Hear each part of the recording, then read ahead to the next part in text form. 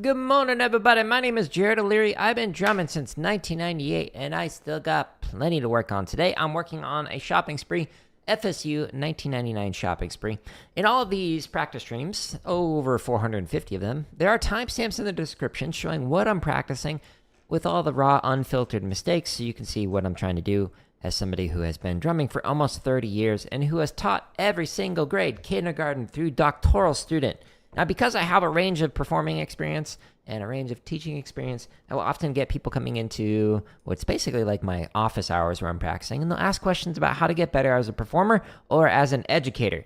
I will often edit those answers and put them in this drumming tips playlist that has over 100 videos and over 15 hours of free drumming tips. The first thing that I talk about is whatever is in the title, and then after that I talk about more things. So for example, in drumming tips number 76, I talk about what are roughs.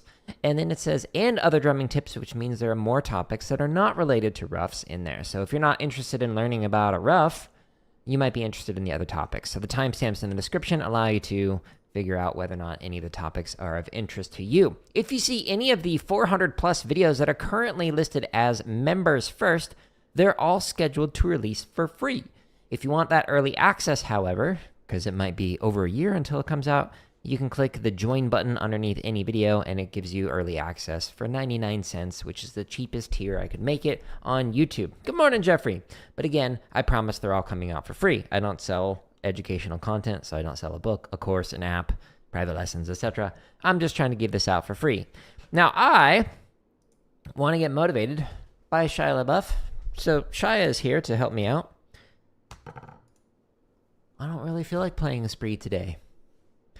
Do it! Just do it!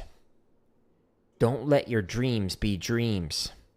Yesterday, you said tomorrow, so just do it. Make your dreams come true. Just do it. Some people dream success, while you're gonna wake up and work hard at it. Nothing is impossible.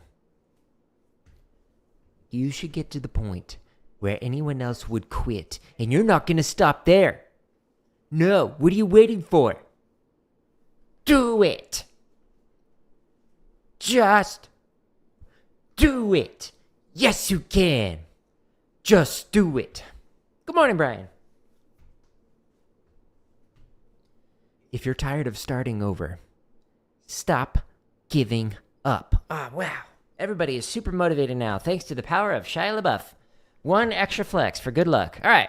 All of the thousands, plural, of free exercises that you can find on my YouTube's home channel are organized neater at the link at the top of the screen, jaredoleary.com/drum.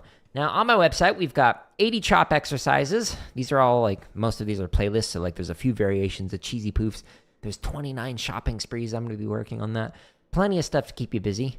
If that's not enough, there's over 1,000 grid variations for triplet, for 16th note, for a variety of different rudiments, as well as some wacky ones like tap-only grid, Herta grid, etc.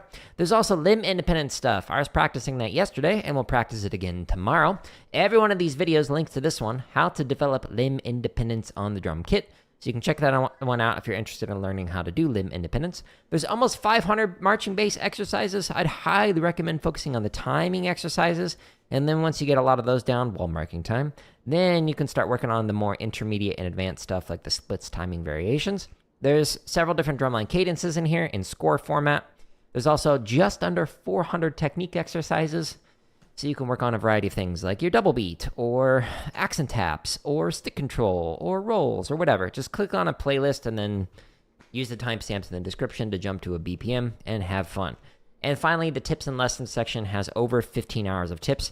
These are all scripted drumming lessons where it's as refined as I could possibly get it for how to hold traditional grip. But if you go to the drumming tips, there's over 15 hours of tips in here. And this is, again, where I'm answering some questions from people asking it on the stream. Now, today, I'm going to be playing through a shopping spree that released this morning. So if you scroll down past all these other variations of shopping sprees, tons of Blue Devils ones, right here, FSU 1999 shopping spree. And let me turn up the volume, jam, pump it up. In the timestamps in the description, you can jump to whatever BPM you want. I'm going to start at 40. I'm going to play it 5 reps through. one click at a time, and then I'll start going up by 5s on this one. So 40, here we go. So 5 reps, stretch and massage, and then we'll go up by 5 clicks each time. But I'd highly recommend going up 1 click at a time. Here's another right hand flam accent, by the way.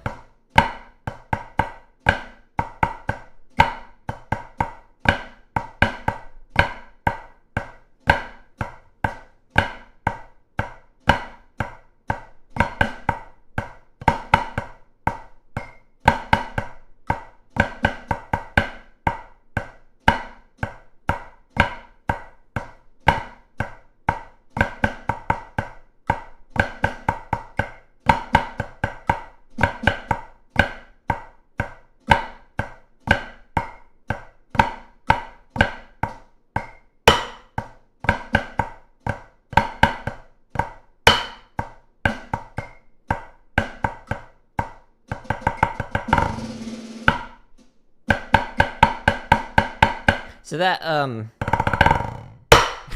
it's a fun little lick. That 15/8 at the end is neat. Here we go. Again, a right hand flam. So it's 2 in a row. So you start those flam drags off the left.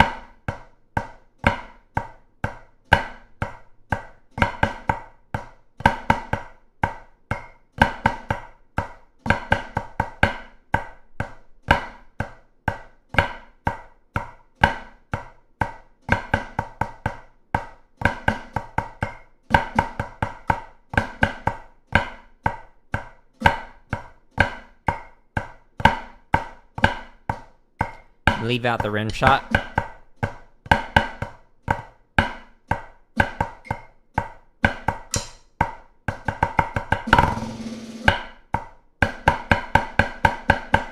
So that one just like, just let it be a long press leading right into the rim shot. It'll make more sense when you're playing through it faster, but we're playing slow.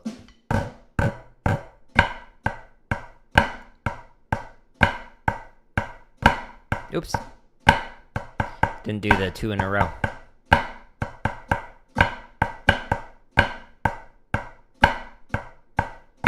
Why do I have a lot of shopping sprees?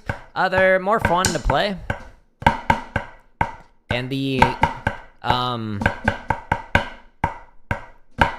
show music, there's often like copyright issues with it. In fact, there are some instructors who are like, do interviews who are like, I never approved of and never wanted anyone to create sheet music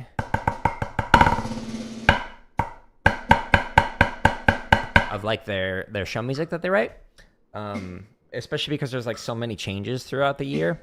So like what you see in like June is different than July versus August. So there's a variety of reasons, but mostly it's like just respecting the copyright holders. There's quite a few YouTubers, content creators who like create content that is technically illegal. So like any of the sheet music for like Flamus or Cheesy Poofs, those are actually breaking copyright law. So if you go on my home tab under the chop exercises, the Cheesy Poofs variations don't show all the music, and the reason why is because Murray still sells the Cheesy Poofs and Flamus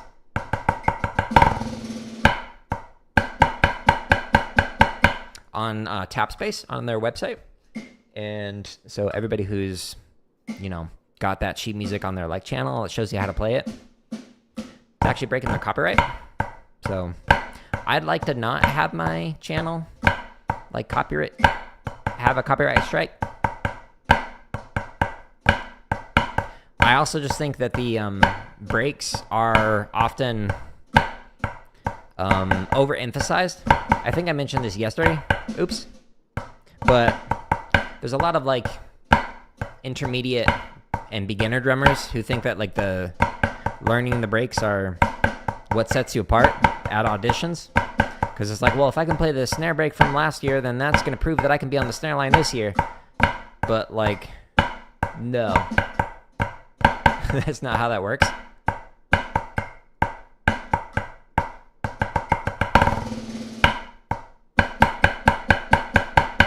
So that last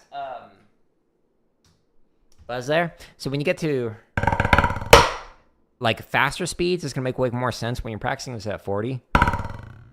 It's okay to just have it like die out and not connect on it. But yeah, anyways. So yeah, it's a preference thing. Like there's a reason why I have over 1,000 grid variations and almost 400 technique exercises. Is because those are just like way more important. The shopping sprees are fun to play, and I like learning them, but I wish beginner and intermediate drummers spent less time on that kind of stuff. But yeah, long answer to basically say is mainly copyright, and then also I just don't think they're as educationally as valuable as the other content that I've got on the channel.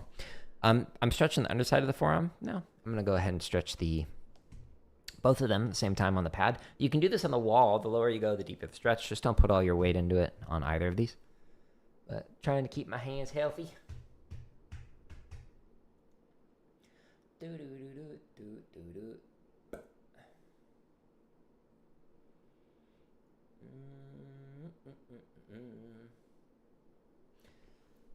Next right here. You did too many A's, apparently. It got blocked. Good morning, Tyler. Approved. Now I'm going to stretch the top side of the forearm. I'm going to do both hands at the same time. This one you can also do just like the other one on the wall, but this time if you go higher up, it does a deeper stretch. Just don't put all your weight into it. You can also do it here. College drumline shopping spree? Yeah. So Mitch, who did a lot of the transcriptions for some of the other sprees that I've been playing, Mitch actually wrote this one, and you can find Mitch's channel here. So if you just click on it, you can see like his videos. He's got a lot of really cool older videos of like Blue Devils and whatnot playing through some lock clips. Oh, you can't see it. That's hilarious. Jared, you got to know what screen's being shown. So right here, if you click on his name, you can see like a lot of the older videos. I don't think he has FSU playing through this one, but he's got it for like the freelancers, a lot of the Blue Devils ones, etc. There's a lot of cool ones there, but yeah, so it's a fun spree. I really like the ending, the 15-8 right here, that roll into the like long left hand crush or buzz rather. So it's fun. I like it. Anyways. Now I'm going to stretch finger to finger. Height. I like it. Do. Hey Tyler, since I got you here, I'm curious. I saw somebody on the drumline subreddit was like talking about hand over hand crossover, and I thought what they meant was wrist over wrist because I've never heard of that. And I'm curious, when and why would you do that? So apparently the caption head at Phantom talks about it. Hand on top of your hand like this. When you can, if you're using like, let's say a finger French technique, you're gonna hit like this. Is it like wrist over hand, or is it literally hand over hand? Like, I just don't understand the application of when you would use that. So I'm curious if you have some insight onto that. Like wrist over wrist is what I'm familiar with, and then stick over stick at the fulcrum.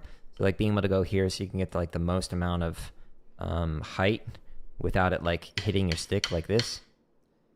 But I don't know why or when you would do a hand over hand and exactly what that looks like. So I don't know if you have any resources that you like point to for students who are curious to learn more about it, but I don't know when or why I would use that. I'm gonna massage now. And the thing is, you have self-imposed upon yourself glorious task of, ooh, wow. Um, good luck with that. Sound systems are a beast. There's like the learning, whether it's a sound system or like a DAW, a digital audio workstation, or really kind of any software or fairly standardized hardware, like learning a concept and then going, okay, where is this concept on this new device or this piece of software? Like, I know I can increase the master gain, or I know I can increase the gain on individual tracks. Where is that? Is it a fader? Is it a knob? Like, what am I looking for? Am I able to do like side chaining? Like, is that an option that's on here? What does it look like? Do they call it something different? It can be difficult doing learning sound systems and whatnot. I usually have to just like sit there and like play around with it to figure it out. You don't like it, but it's something that done in situations where going wrist over wrist would cause a forced French grip. You lost the stream? Oh, weird. Wonder if that was on my end. Usually hand over hand ends up happening with some 1 over and 2 crossovers. Interesting. So like if you're doing here to here, I guess if you go to the extreme edge, I would assume that you'd aim for like stick over stick while doing it, but yeah, you know, not a tenor drummer.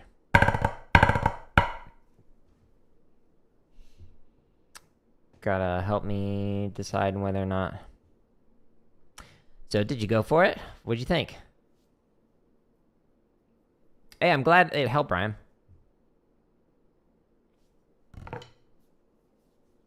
You try and avoid hand over hand though? Yeah, like most of like what I've learned is like from the text that I've like overheard talking to tenor lines and like reading through stuff like Julie Davila's book, Quad Logic by Bill Bachman, etc. So, and just like watching like the Quad Method on YouTube, they have a lot of content.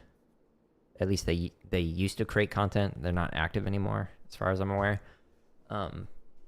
But hand over hand is not something I'm familiar with.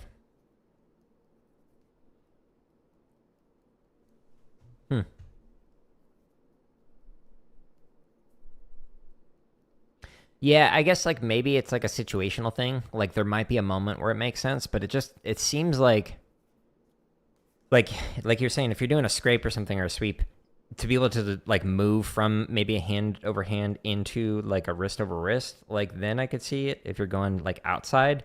But if you're like sitting there and playing like flam accents and you're like trying to do that with a hand over hand, like that just seems like it would like get in the way of things. You ordered it, you're just waiting for it to arrive? Nice. That's awesome. Yeah, I really, really enjoy the Invader. And the laminates make it super articulated. Let's go to 45. So I'm going to go up by 5s on this. If you are newer to drumming and newer to playing shopping sprees, just go up by 1s, and you can do that with the play along. I'm going to go up by 5s just for fun. We're just kind of doing like a preview for each one of the sprees that's releasing. Bad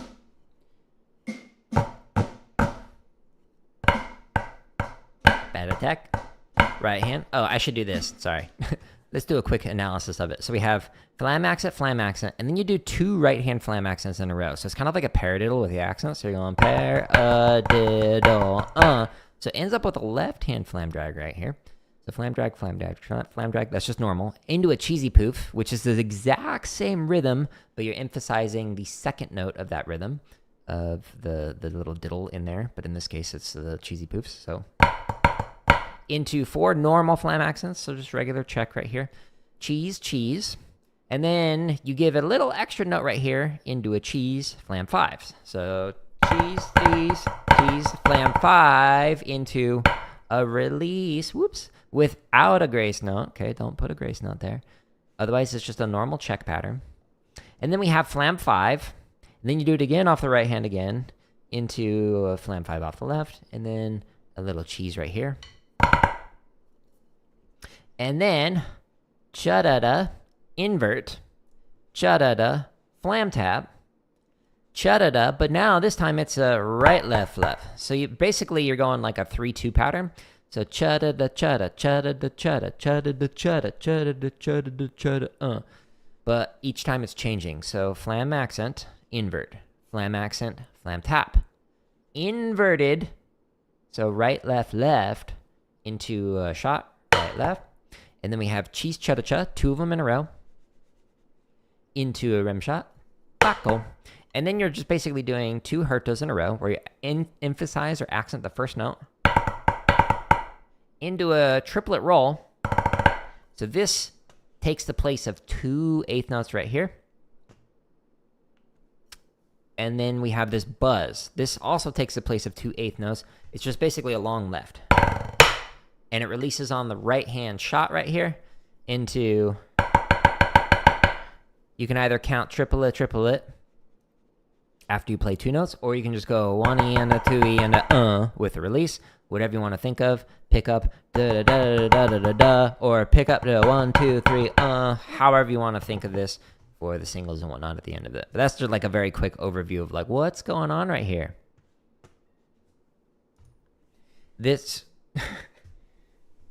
new water bottle that I got, the mic might pick this up, but when it's like down there and this like mouse cable hits it, it sounds like a metronome going off, and I'm like, is somebody out in a field with like a Dr. beat? It's like, it's so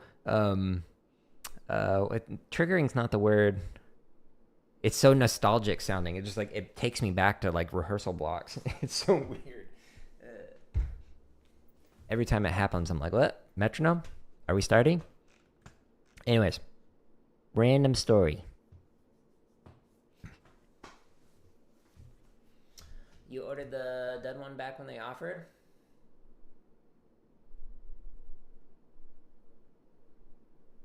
Are you talking about the company that starts with an X and shall never be named?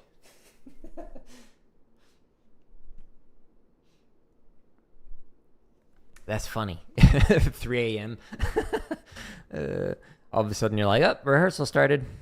I mean, with drumline, like when all days happened with DCI, it was like you'd wake up and the cymbal line would literally sprint to go get ready. It was funny. I don't know about for you, but for me, like my most frequent dream is rehearsal dreams, like in like drum corps. And I'll often have dreams where I'm like auditioning for a drum line and like make it, but they don't know that I'm like 40. And so I'm like, oh, when are they going to find out? I don't want to disappoint everybody. It's like present day me at an audition camp. And I'm like, how did I get away with looking like I'm not aged out?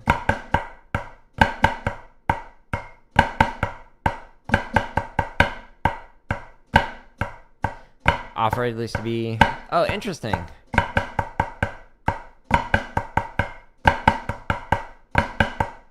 I didn't know that.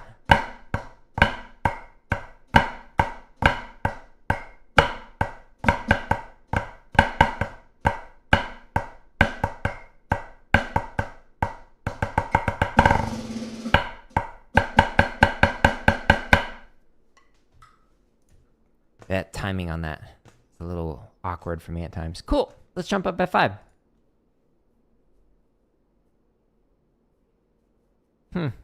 I had the marimba that I own after that car accident in 2005, and I got like a settlement that basically allowed me to buy a marimba. The marimba that I ended up buying, it was half off, so it was 50% off because it was used. And I say that in air quotes because band director bought it from Percussion Source, the website, and like set it up over the summer. Played on it once just to make sure it sounded okay. And then they ended up not having enough money to pay for it. And like the band didn't. So he had to give it back to Percussion Source because they couldn't afford it basically. So it was technically a used item because it was already open and whatnot. And so I got it for half off, like a field frame, like a really nice like synthetic wood marimba. And it was like perfect for practicing for my undergrad and whatnot because it was hard to get on a marimba in the studio at ASU because there were so many people that were practicing it all the time, so you'd get like an hour at most. And so I got a marimba because of the car accident. So it ended up working out great, and it worked in my favor. But what was funny is when it was delivered, it's like a nice, like, Adams marimba, like really good field frame, but it came in a giant crate that they had to use a forklift to get it off the truck, and the forklift pierced through the box, and it broke the strut on one of the sides on the frames. So like the one thing you need to hold it up, like it couldn't have been like a single key that was broken or whatever. It was just like one small little metal part. The forklift just went right through the thing. And so when I was setting it up, I like realized, oh, well, this is broken. And because it was like a special order part that they had to like order from like Germany or something, that was where the factory was at the time, I had to wait like 3 or 4 weeks before I could actually play on it. So I had like a marimba just like sitting there deconstructed that I could not put together all the way. It's kind of funny. But, you know, ended up working out good. That's what I get for half off marimba. If that's what I gotta do, I'll take it. Smoking deal.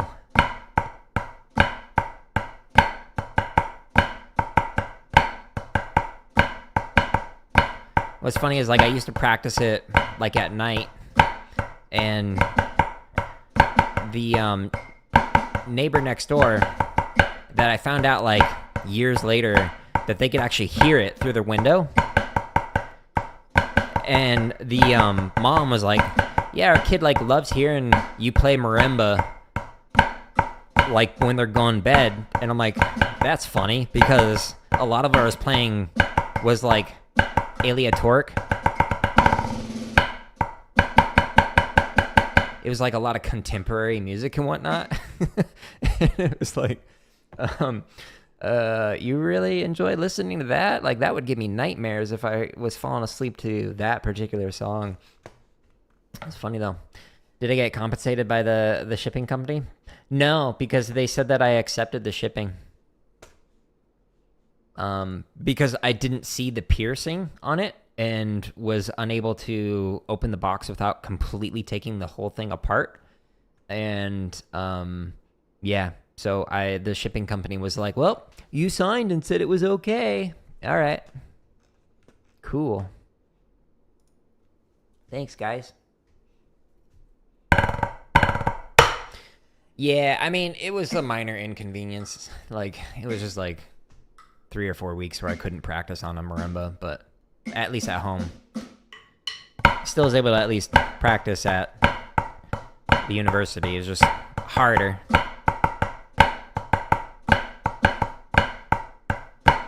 Now that I'm older, now I know to like, no, I'm not signing until do a full inspection of it. And then if I see any kind of damage before I open it, I'll record. So I'll have the video recording of like me unboxing it, basically.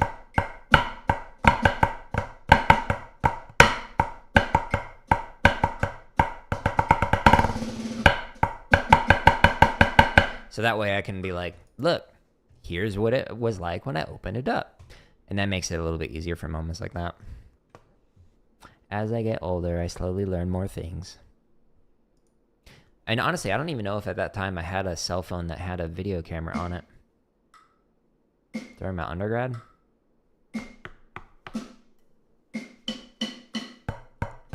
Be like 144.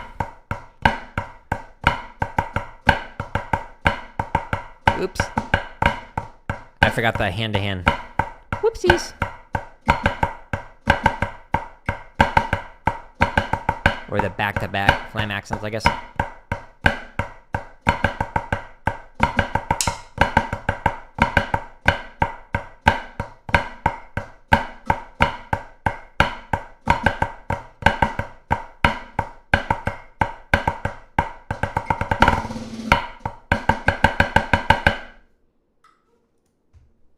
That'd be a lot of fun on snare. Some stuff with traditional just feels like really good. Like that extended release buzz. Putting that in there. But it doesn't feel good enough to make me want to practice traditional anymore. I did enough for one lifetime, I think.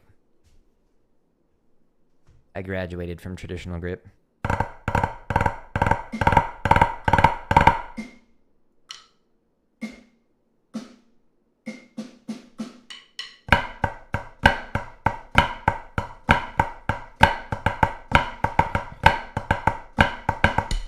This is fun? Yeah, I agree. Mitch did a good job writing this one. And again, if anyone's like new, didn't hear me talk about it earlier, Mitch is the person who wrote it, and there's a link to Mitch's YouTube channel in the description. So if you go to right here and you click on Mitch, then you can see a lot of the older clips of some older lines and whatnot. But Mitch is the one who wrote this one. It's a fun spree. I like it. How do you balance out traditional grip and match grip? What do you mean? Do you mean like when you're playing traditional, like the right hand with the left hand balance? Or do you mean like practicing traditional grip and then switching over and practicing getting better at match grip? Like there's multiple ways I could interpret that.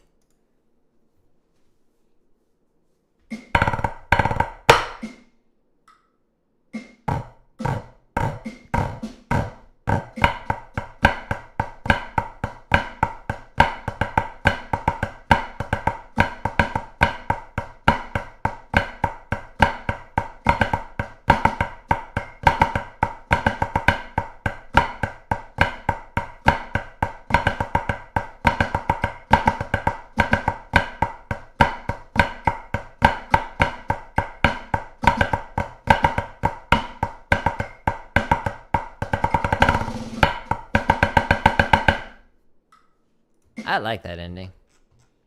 Good job, Mitch. High five to you.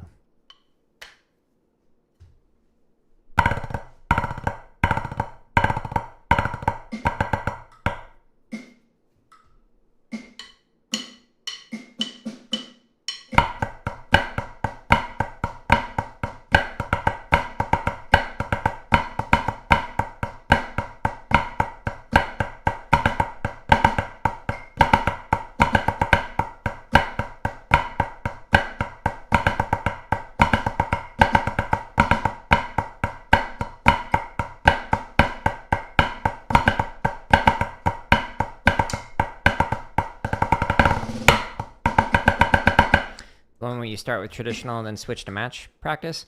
So for that, so for context, when I used to march, like I marched traditional grip on all the drum lines that I marched for, and that was the only place where I played traditional grip, other than like playing brush patterns on jazz. It just, for whatever reason, it feels easier to do when doing the swooshing motion as traditional. But outside of that, everything else that I play is basically match grip or like a 4-mallet grip, whether it's Stevens or Burton's or whatever. So it was like, what was I working on? If I was at that time during my undergrad, or even during high school, when I had concert percussion stuff, it was, okay, am I working on a rudimental thing? Cool, then I'll do it as traditional grip. And if I was working on like concert snare, where it was like Cerrone or De La Cluse or I don't know, Mitchell Peters, whoever, I would practice everything match grip. But eventually, when I realized that like traditional grip was basically useless outside of marching snare drum, like, yeah, you could use it in some places, but like, why? I switched over to just focusing primarily on practicing match grip, and would still perform traditional when I needed to for like the drum lines. But as I like really started to focus more on the education side of things, like teaching rather than performing, I just realized it was like educationally, it made no sense to do traditional. So I just like stopped focusing on it. But it was basically setting aside context or times of the day where it was like, okay, I'm going to spend like an hour on this grip, an hour on this grip, and try and balance it that way. But it also was like, when I was doing all days, I'd spend more time doing traditional, because obviously I was like marching with like traditional grip. And then when it was more concert season, I'd spend more time with like match grip. So it kind of fluctuated. It wasn't just like a split 50-50. Sometimes it'd be like an 80-20 or like a 90-10. And then it would like sometimes reverse. It would be 90-10 the other direction. So yeah, long way of saying, try and balance it out to meet the needs that you're going for. So if you're playing match grip more, then spend more time working on that. But if you want to make a drum line where they're playing traditional grip, then you might need to spend more time outside of rehearsal playing with traditional grip in order to be able to make that drum line. But there's no easy way to learn multiple different techniques, just like there's no easy way to learn multiple different instruments. Like what I've settled upon for right now with like the streams that I do is I keep alternating between a rudimental focus thing and then a drum kit on a different day. So like yesterday was drum kit, today is rudimental, tomorrow will be drum kit, the day after that will be rudimental. And so for me, that works out well. What I used to do on the streams when I was just doing this, like on the weekends, is I'd do like an hour on like one instrument, and then I would like completely rearrange everything and then do an hour on here. And then like on the YouTube video, I basically cut out that like 10-minute time of rearranging everything. So I was doing an hour on each. It was like a 2-hour long stream practice session. So like that's something that you can do, or you could do what I'm currently doing, where it's like Mondays are traditional days, Tuesdays are match grip days, whatever you need to do to try and find some kind of a balance for you, depending on what you're going for. But it's not easy. You'll have one grip that is likely going to be more dominant than the other, and it's just the one that you spend more time on. So you might need to, well, I'm better at this one, so I need to spend like an extra 10% more time on this other grip that I'm not as good with, if you want to balance them out. But if you're going to be an educator, you definitely want to balance them out, learn multiple ways of playing. Don't just be like a snare drummer. Then you can only teach snare.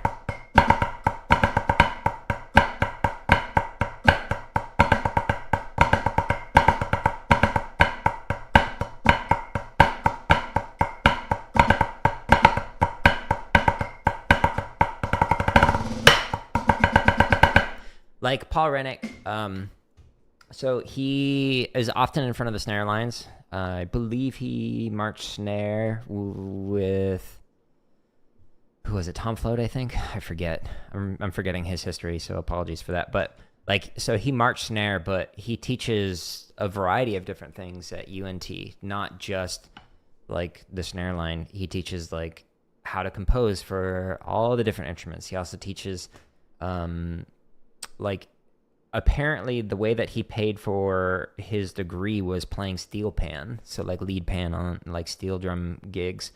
But he also plays marimba really well. Like he's a percussionist through and through, not just like a snare drummer, even though he's usually in front of like the snare line teching them. Like a lot of the clips that you'll see is like sectionals with Paul in front of the snare line. So you can be like a primary instrument like on snare, just learn the others. So you can become a caption head and teach more than just the snare. Sorry, can't talk.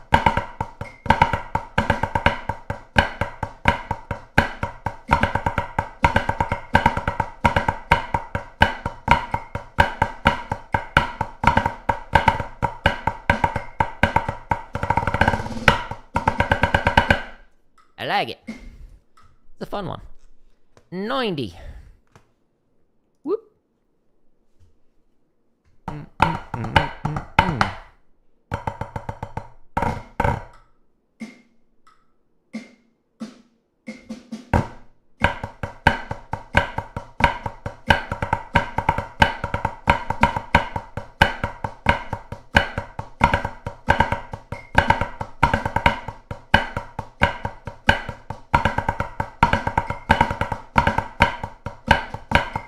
Oops.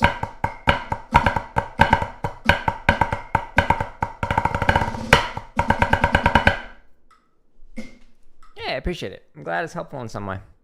Trying to help, and if there's something that I don't know, then I'll try and tell you that. Try and point you into some more resources. Like the question that you're asking the other day about like international students. I can guess, but it's not based in evidence.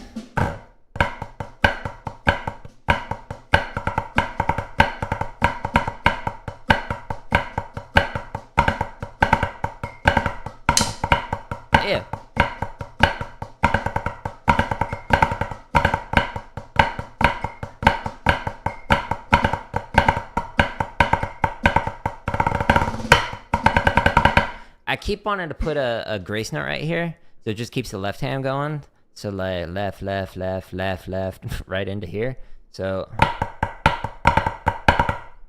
keep putting a grace note, making it harder than it needs to be apparently.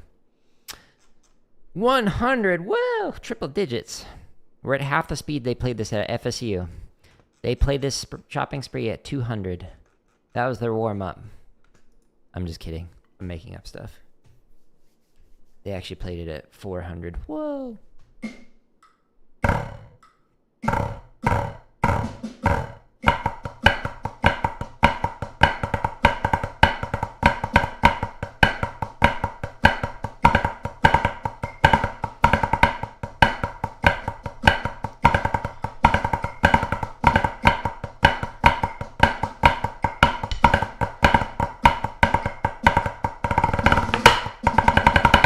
A little late on that left, on that singles at the end. I'm so sorry. I'm gonna end the stream now because I was late on the left hand. No!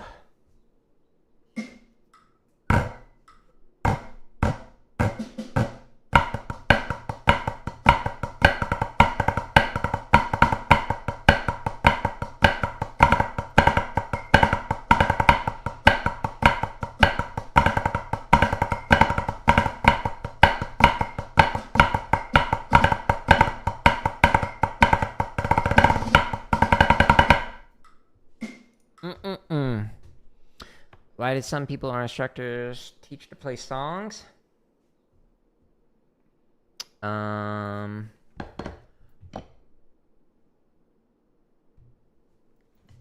do you mean? Do you mean BPMs? 157 to 159 before working to beats like 175 and above?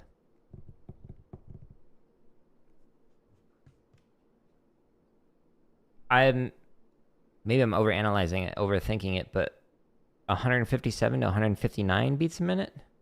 Or do you just mean in general like 10 to 20% slower than performance tempo?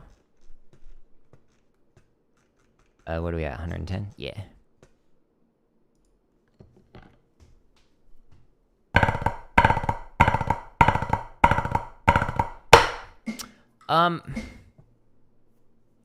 So the general theory behind like slowing things down is it becomes easier for your brain to process like the things you're trying to refine.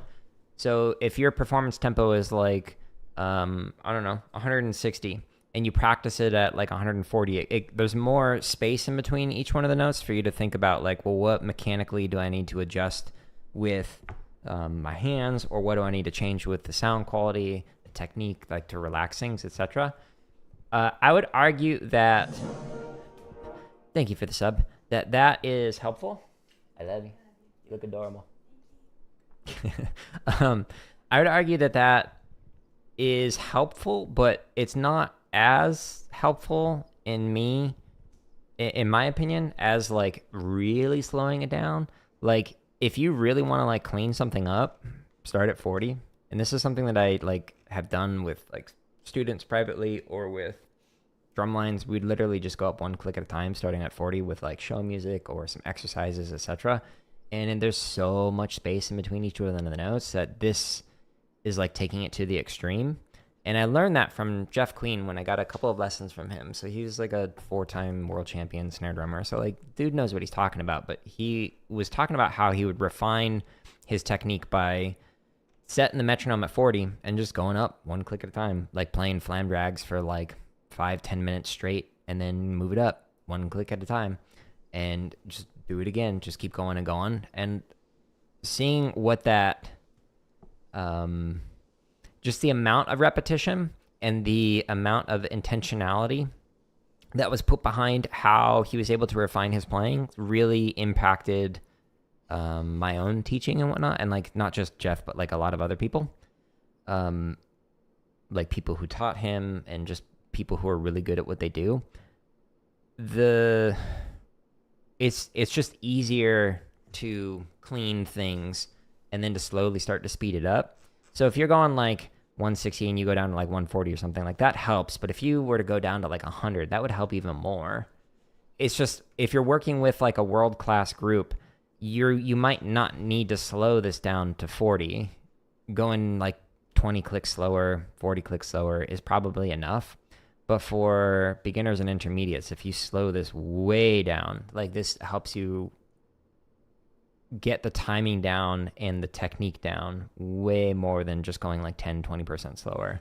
So I have done both, taught both. And it just depends on the context, like when you would do one versus the other. But they're both valuable for different things. Whether it's let's go a quarter of the speed that you normally go at, or let's go at like 80% of the maximum speed. There's no right or wrong. There's so many ways to teach and so many ways to clean things and rehearse and whatnot. I would often just experiment with it. So like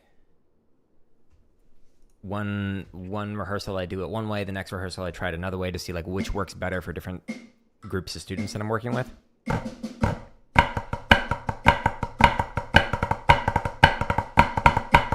But for my own technique, I love slowing it down to 40.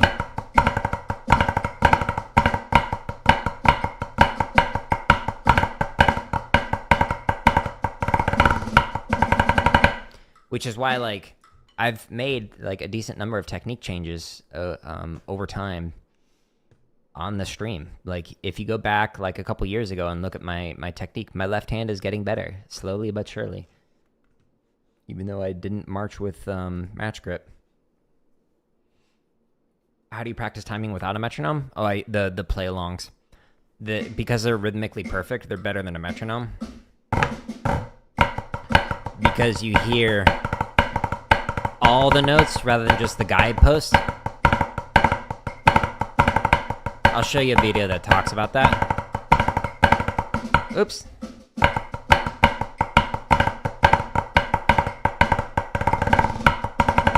Let's try that again. I messed up.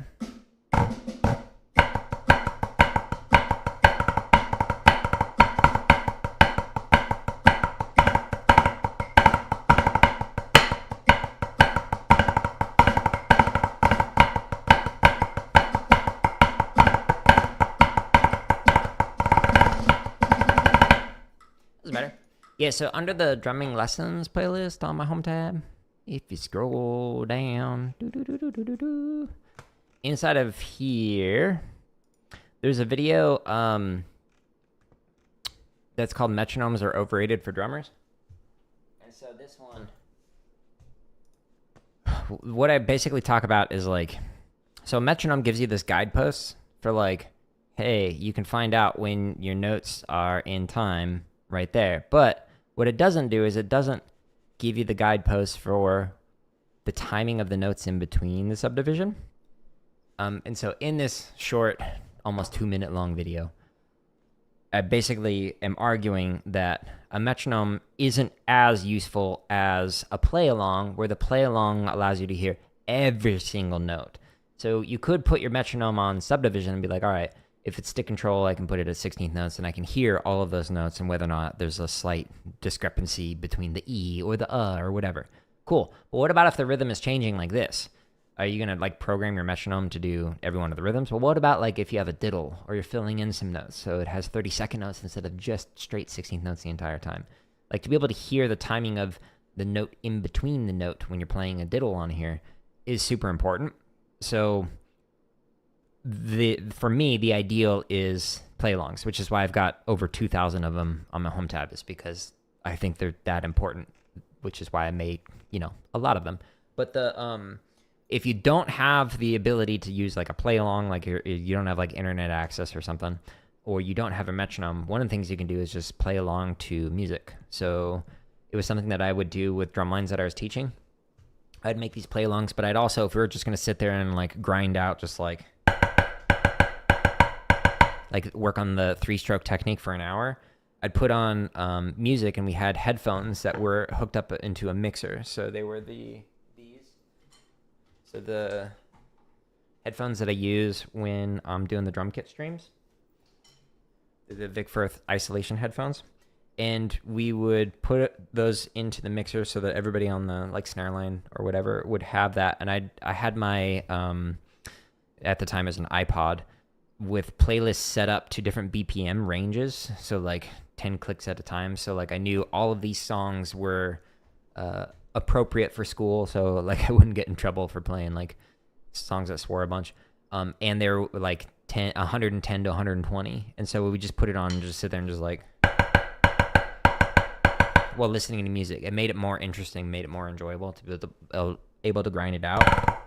So that's another alternative to using a metronome, is to put on music or use, again, any of the play-alongs for that.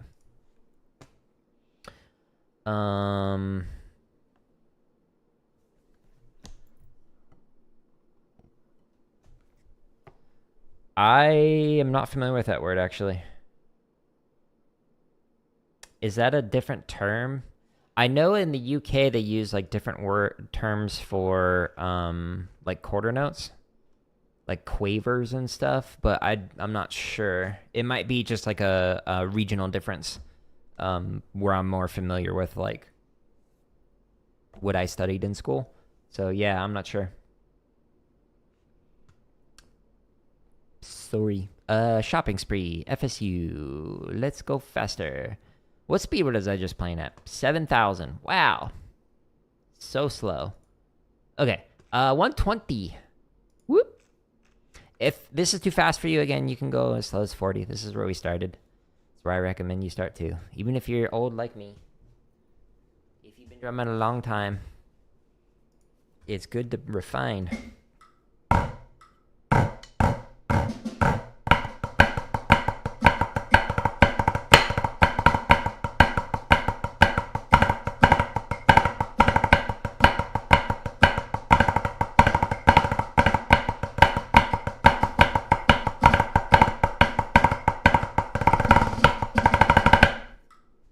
Mouse is moving over the preview. Don't do that.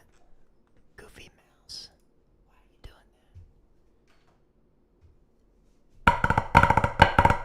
that? I like this spree. It's fun. It's short, but ending's cool.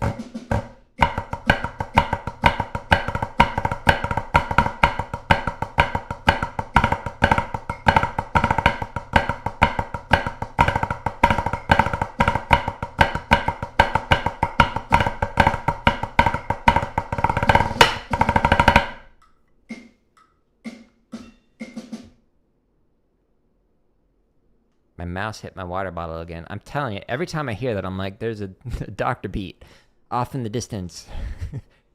It's death. He's coming for me. 130.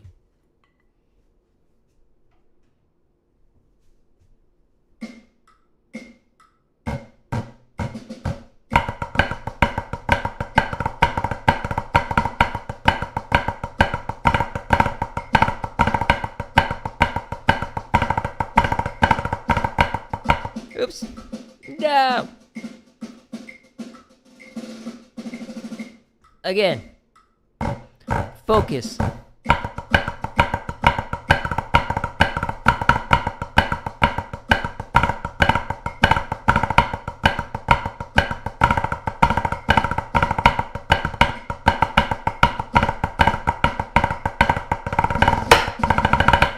Late on the left. How dare I? Oops.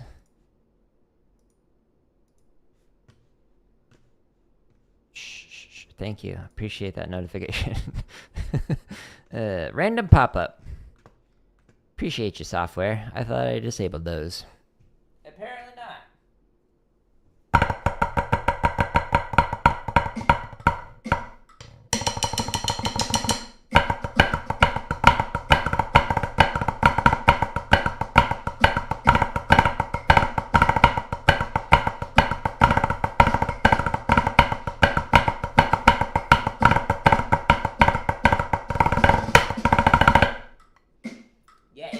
Playing that buzz into that. It's fun though. I like it. Quarter note triplets and dotted quarter note. You got mixed up with the UK way to read music. Hey, no worries. Kalid, welcome. Yeah, the the choice of like music having different terminology. Like I've mentioned this before, but like I was at a leadership camp thing when I was in high school, and we were working on a shopping spree, me and the instructor, just like in downtime. And he's like, "Yeah, put some stutters on that." And I was like, "Whoa, a new rudiment. What's a stutter?" And so he like plays it, and he's like, and I was like, "Well, that sounds like a cheese." He's like, "No, it's a stutter." I'm like, "Okay, well, like slow it down." He's like, I was like, "Can you like write it out for me? Like that looks like a cheese." Long story short, stutter is a cheese. So it was just like a difference in region. So he taught at, I think, Crossman, and apparently at that time they called cheeses stutters, but I knew them as cheeses. So, but anyways, quarter note triplets and dotted quarter note.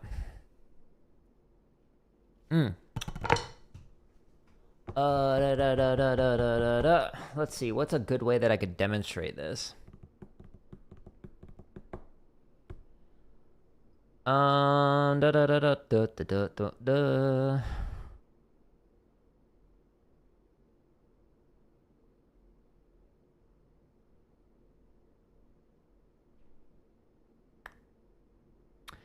I'm trying to think, should I pull up like an Excel spreadsheet and I could like show like each one of the subdivisions? Or I could like play it.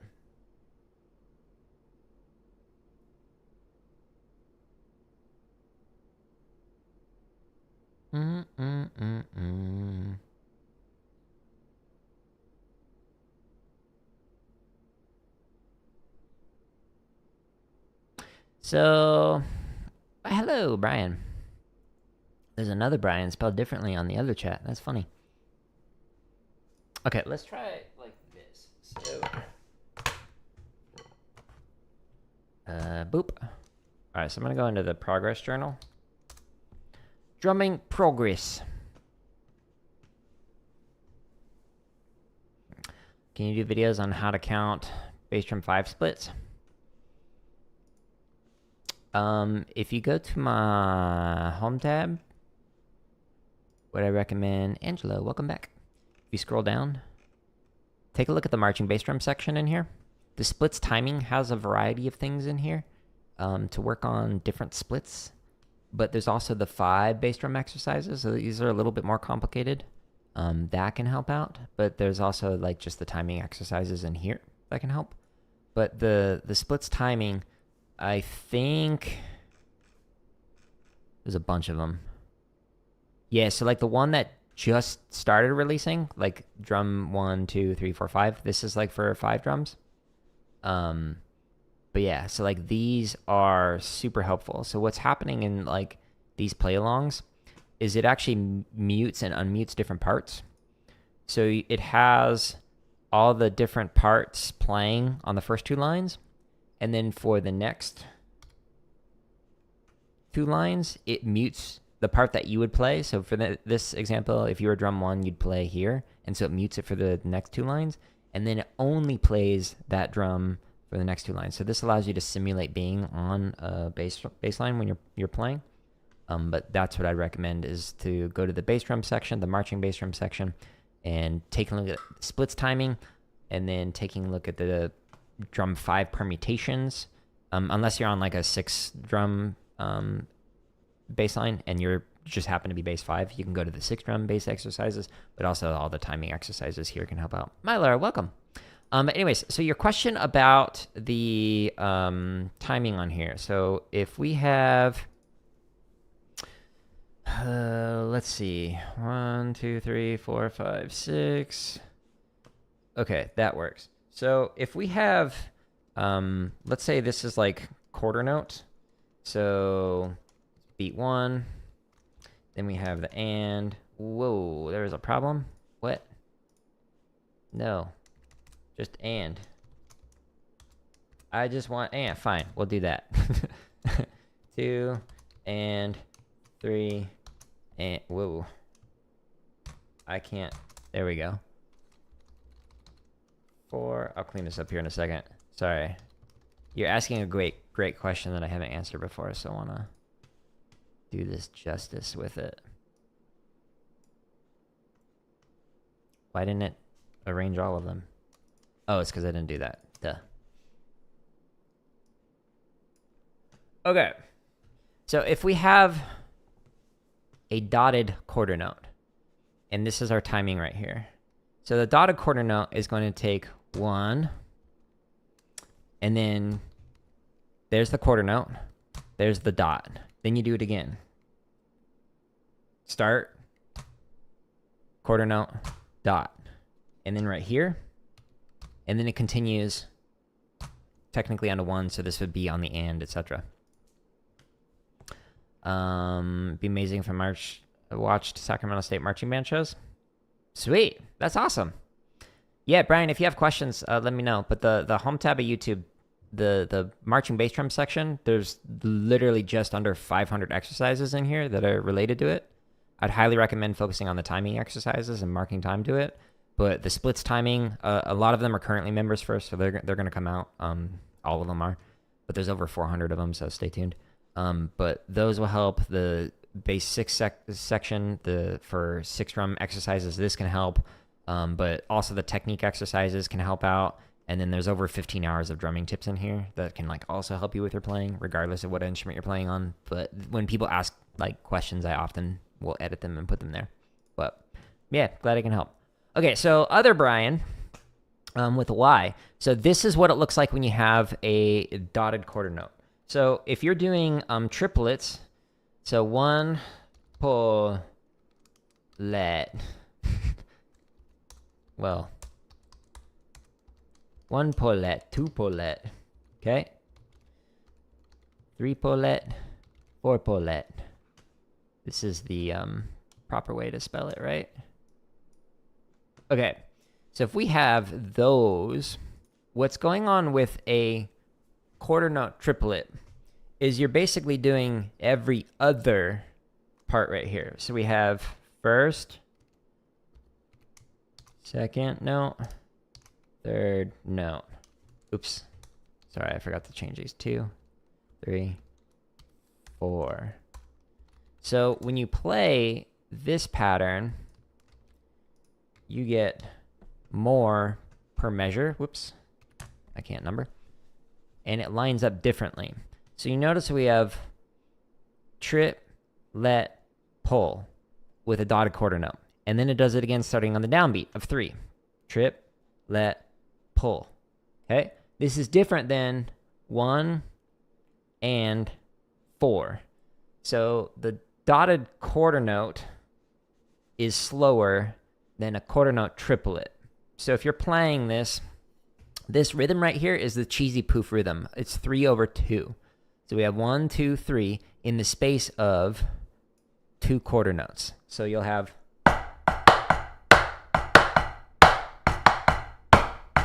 so if this is the quarter note, and you go triplet, triplet, triplet while you're playing that quarter note, okay? That is different than if you're playing a dotted quarter note. So we have that landed on 4 right there, okay? So before it lines up again with the downbeat, it takes that amount of time all the way up until beat 4 as compared to right here where it's in the space of 2 quarter notes and then it lands right there. I hope that makes sense, but that's a good question. And hopefully this little diagram of the notes clarified what's going on there. I can zoom in maybe. Can I zoom in? Yeah. So that. Whoop. This is the quarter note triplet. And then this is a dotted quarter note. In terms of where you hit, the space in between, where you hit again. Good question, though. Anyways, let's hit shopping spree again. So again, the chop exercises inside of here. This is where I'm at in the shopping spree playlist. There's a lot.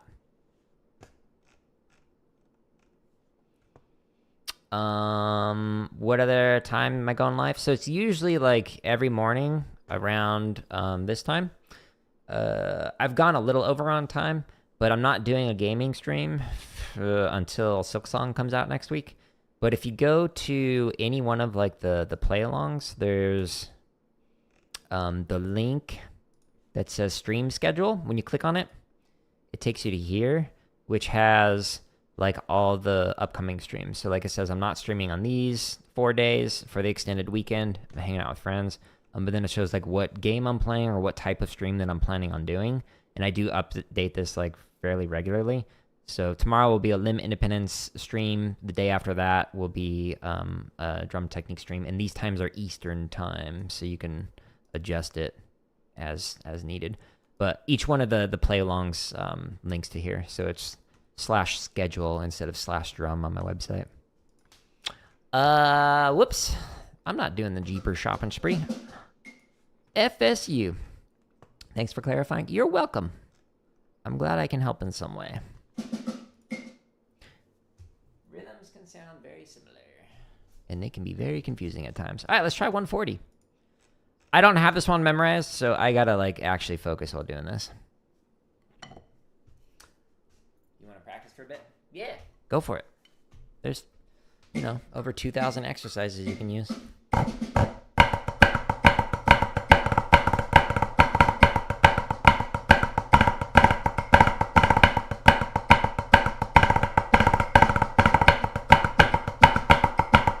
No! Again.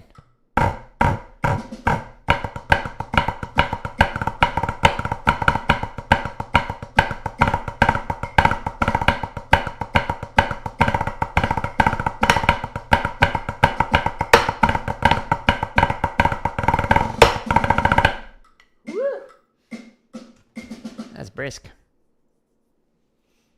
What tunes to improve quicker? Technique or sight reading ability?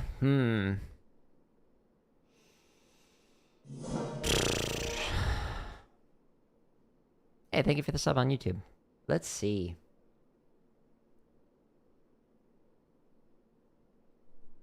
That's an interesting question. I'm trying to think like from not only just my experience, but like the experience of teaching different students. They move at different paces. So in my opinion, they're not linear, neither of them. So it's not like your technique just like slowly gets better over time like this, or sight reading slowly gets better over time.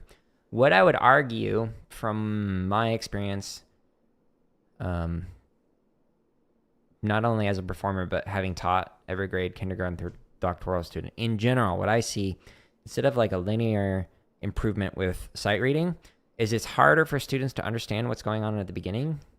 So they make like less progress. So they're like flat, and then they make like this like much more exponential growth a little bit later.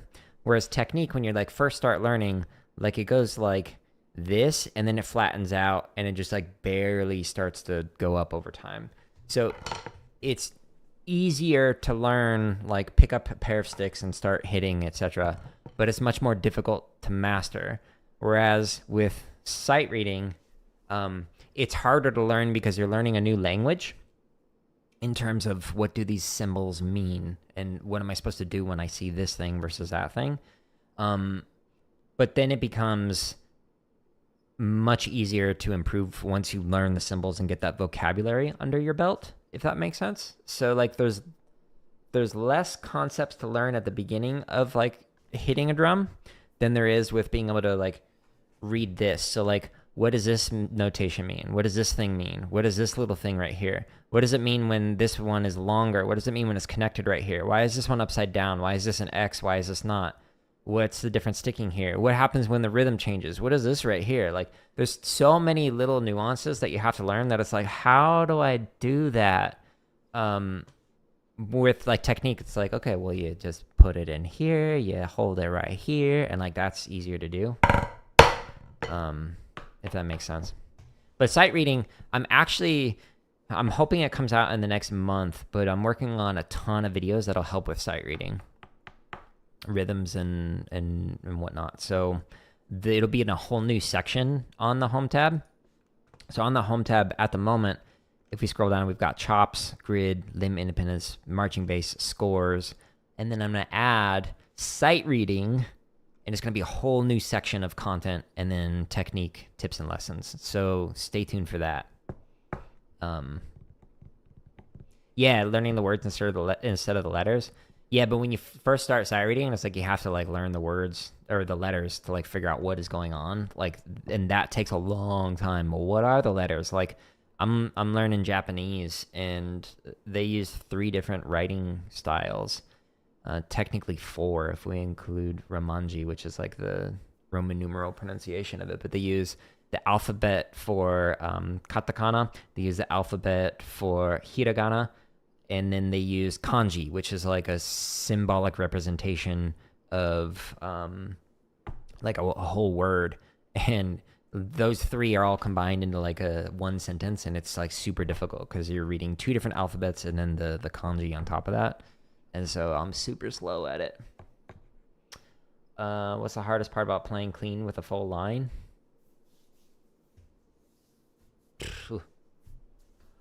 There's so many things difficult about it.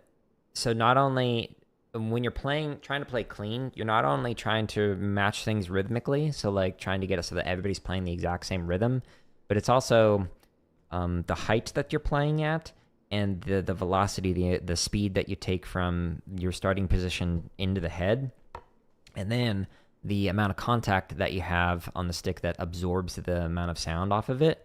So it's like, it's super hard to clean a drum line because you have to focus on like getting rhythmically accurate. Then you have to focus on, well, is everyone using the same touch, air quotes there, where the speed of the stick is the same, the amount of contact on the stick is the same, etc. Like, it's not just about cleaning the heights and cleaning the rhythms. There's so much more involved with that.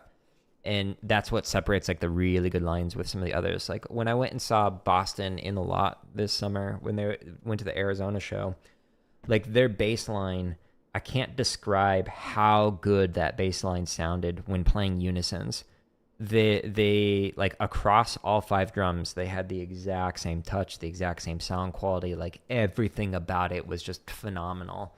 And when I saw them in the Lot, I was like, all right, they've got... they're serious contenders for high drums.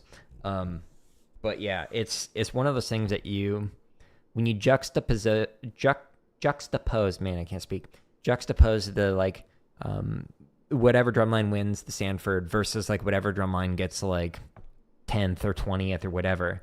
It's a night and day difference in terms of their the clarity of the drumline, and the approach that they're taking with like how they're playing on the drums, like the cleanliness of it, etc. It's one of those things where if you watch a live Lot performance and you go and you watch whatever group is going to get like 12th place, and then you go and watch whatever group is going to like get first place, and you're able to hear that in person, the sound quality is, you can't really describe just like how different it is between each of the 2 drum lines. Not just in terms of the grayness or the clarity of it, but just like how they're approaching the drum. It's just so much more refined. It's super cool. But anyways, Boston #1, yeah, they were tearing it up this year. They were phenomenal. Anyways, I went a little bit long, but that's okay. I'm not doing a gaming stream, so I'm gonna focus on I'm working on some more of the drumming lessons and whatnot.